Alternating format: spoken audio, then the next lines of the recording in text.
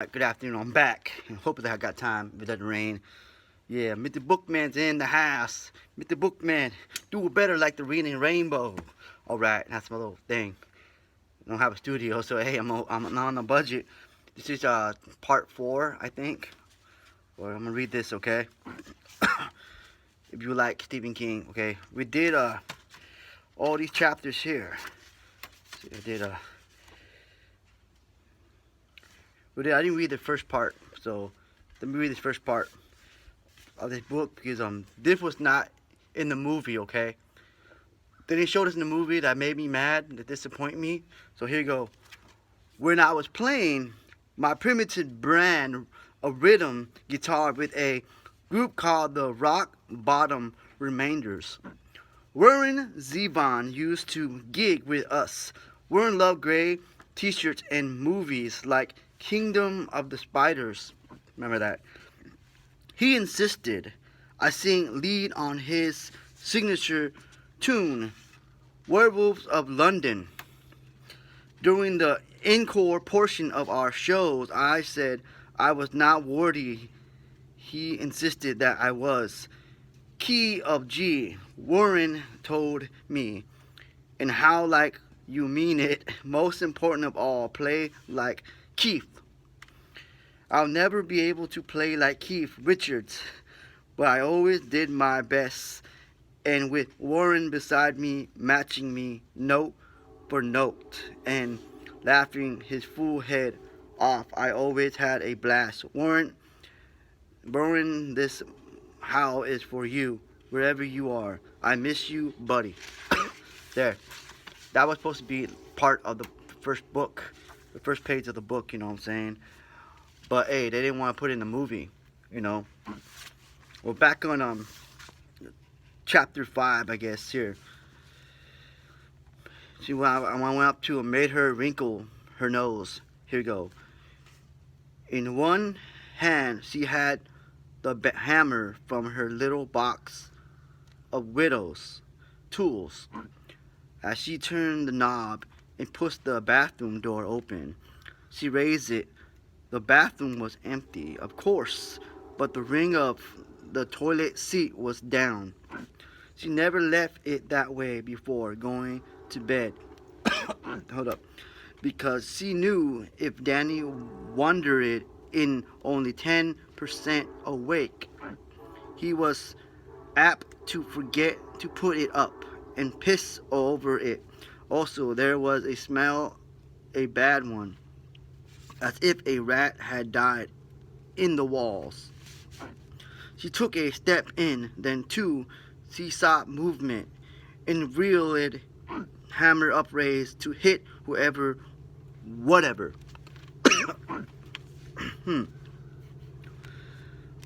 Was hiding behind the door, but it was only her shadow, scared of her own shadow. People sometimes sneer, but who had a better right than Wendy Torrance? After the things she had seen and been through, she knew that shadows could be dangerous. They could have teeth. No one was in the bathroom, but there was a disclosure smear on the toilet seat and another on the shower curtain. Excrement was her first thought, but shit wasn't yellowish purple. She looked more closely and saw bits of flesh and decayed skin. There was more on the bath mat in the shape of footprints. She thought them too small, too dainty to be a man's. Oh God, she whispered. She ended up using the sink after all. Okay, back down here. Wendy nagged her son out of bed at noon. She managed to get a little soap and half a peanut butter sandwich into him, but then he went back to bed. He still wouldn't speak. Halloran arrived shortly after 5 in the afternoon behind the wheel of his now ancient butt. Hold up. I'm finally in chapter 8. I'm not gonna get this done all the way till like Rattlesnake. It's gonna be a long time from now to get all the way up to Rattlesnake. It's long pages long. So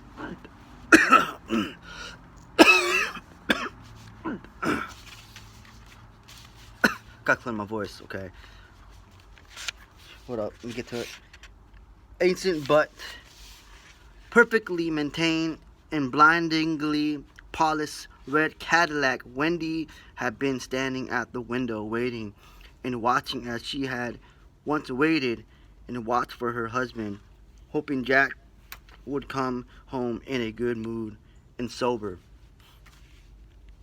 She rushed down the stairs and opened the door. Just as Dick was about to ring the bell, Mark Torrance, 2A, he held out his arms and she rushed into them at once, wishing she could be enfolded there for at least an hour, maybe two. He let go and held her at arm's length by her shoulders. "You're looking fine, Wendy. How's the little man? He talking again?" "No, but he'll talk to you even if he won't do it out loud. To start with, you can."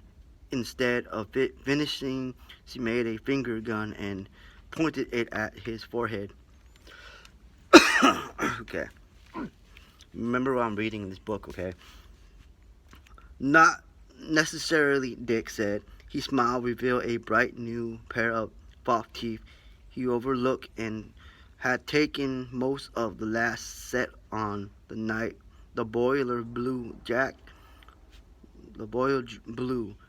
Torrance swung the mallet that took Dick's dentures and Wendy's ability to walk without a hitch in her stride, but they both understood it had really been the overlook. "He's very powerful, Wendy. If he wants to block me out, he will.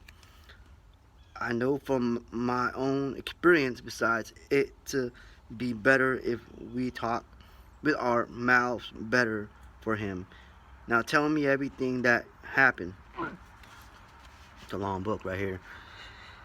After she did that, Wendy took him into the bathroom. She had left the stains for him to see, like a bit cop preserving the scene of a crime for the forensic team, and there had been a crime, one against her boy. Dick looked for a long time, not touching, then nodded. "Let's see if Danny's up and in the doings." He wasn't, but Wendy's heart was lightened by the look of gladness that came into her son's face when he saw who was sitting beside him on the bed and shaking his shoulder. "Hey, Danny, I brought you a present. It's not my birthday."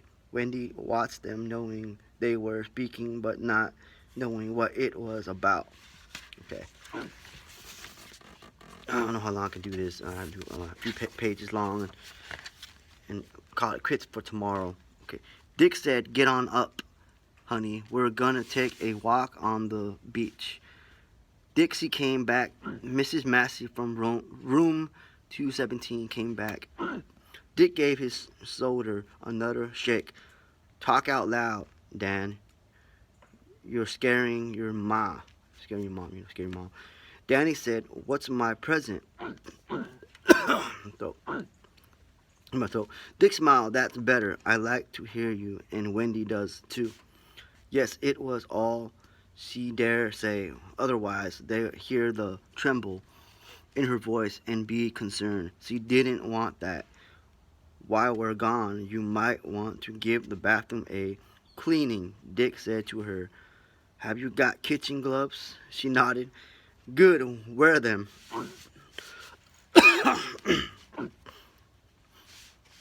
Chapter 6, I guess. The beach was 2 miles away. The parking lot was surrounded by tawdry beachfront attractions, funnel cake concessions, hot dog stands, souvenir soaps. But this was the tag end of the season, and None were doing much business. They had the beach itself almost entirely to themselves. On the ride from the apartment, Danny had held his present, an oblong package, quite heavy, wrapped in silver paper, on his lap. All right, all right. You can open it after we talk a bit, Dick said. They walked just above the waves where the sand was hard and gleaming. Danny walked slowly because Dick was pretty old. Someday he'll die, maybe even soon. I'm good to go another few years, Dick said. Don't you worry about that. Now tell me about the last night. Don't leave anything out. It didn't take long. The hard part would have been finding words to explain the terror he now felt and how it was mingled with a suffocating sense of certainty. Now that she'd found him, she'd never. I'm going up to chapter 9, up to chapter 10. I don't know how long I can take this. Shoot. I like the part when Dick is talking about his personal life with what happened in the past. But, I'll get to that eventually. Okay, we'll stop right here. But because it was Dick, he didn't need words all through. He found some. She'll come back. I know she will. She'll come back and come back until she gets me. Ooh, okay, I'm going to have to stop right here. Do you remember when we met, all through surprise at the change of direction? Danny nodded. It had been Halloran who gave him and his parents the guided tour on their first day at the Overlook. Very long ago, that seemed. And do you remember the first time I spoke up inside your head? I sure do. Okay. Well, I'm going to stop right there. I call it quits on this right now. I'm going to put this on this chapter here. Chapter 10. My throat kind of cleared up. I had a tuna sandwich and a soda. So, I had to eat dinner and be responsible, clean up my room and all that. I'm on top of the balcony. So, the last video. This is part 4, I think. Part 4. Alright, I'm done.